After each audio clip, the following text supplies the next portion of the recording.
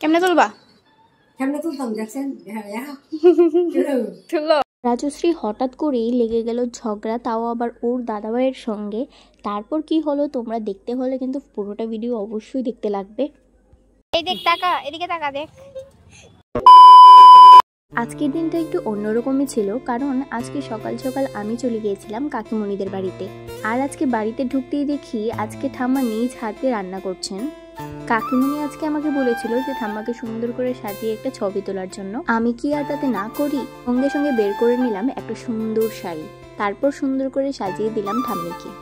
তারপর তোলা হলো অনেকগুলি ফটো, আর ঠাম্মিকে বলছিলাম যে তুমি পোজ দাও। তো ঠাম্মি এখানে পোজ দিচ্ছিল যে কিভাবে তুলবে ফটো। তো অনেক সুন্দর সুন্দর ফটো কিন্তু আজকে আমরা তুলে নিয়েছি। হ্যাঁ হ্যাঁ জানি জানি, সন্ধেবেলা সবারই একটু কিছু না কিছু খেতে মন চায়, তো আমারও হচ্ছিল। তাই আমি আর রাজশ্রী আর ও মিলে বেরিয়ে পড়লাম আজকে কিছু খাবার উদ্দেশ্যে। গরম গরম টিফিন আর মোচমোচে পাঁপড়, আহা কি স্বাদ, একদম দ্বিগুণ হয়ে যায়। এরই মধ্যে রাজশ্রী আর ওর দাদাভাই মিলে লেগে গেল ঝগড়া।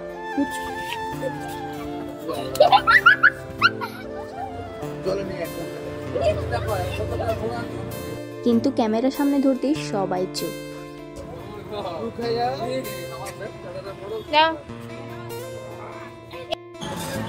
তোমার চপ ছাড়া অন্য কিছু খেতে হবে।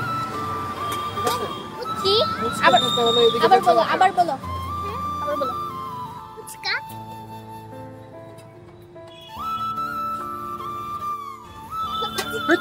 এই দেখ টাকা, এদিকে টাকা দেখ। দেখ দেখ দেখ।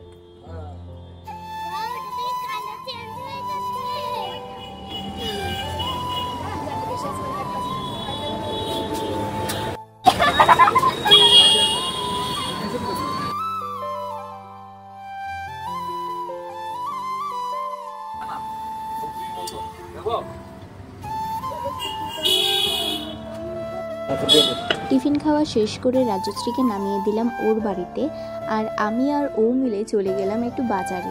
যাওয়ার পথে দেখি যে দুজন লোক রাস্তায় অনেক পরিমাণ ঝগড়া করছিল। তো আমরা তেমন বেশি কোনো কিছু পাত্তা না দিয়ে আমরা সোজা চলে গেলাম মাছ বাজারের দিকে।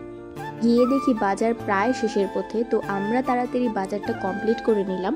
তারপর চলে গেলাম একটু সবজি বাজারে। তারপর সবজি কেনাকাটি করে আমরা চলে আসি বাড়িতে। আর বাড়িতে এসে প্রথমে বসিয়ে নিলাম ভাত হতে হতে আমি এদিকে বসিয়ে নিলাম টাটকা টাটকা মাছ তরকারি। আর এইদিকে মাছ তরকারিটা আমার প্রায় হয়ে এসেছিল। গরম ভাতে টাটকা টাটকা মাছের ঝোল আর মুখে এক রাশ হাসি নিয়ে দিনটা আজকে আমার এইভাবেই কাটে। তো চলো বাই।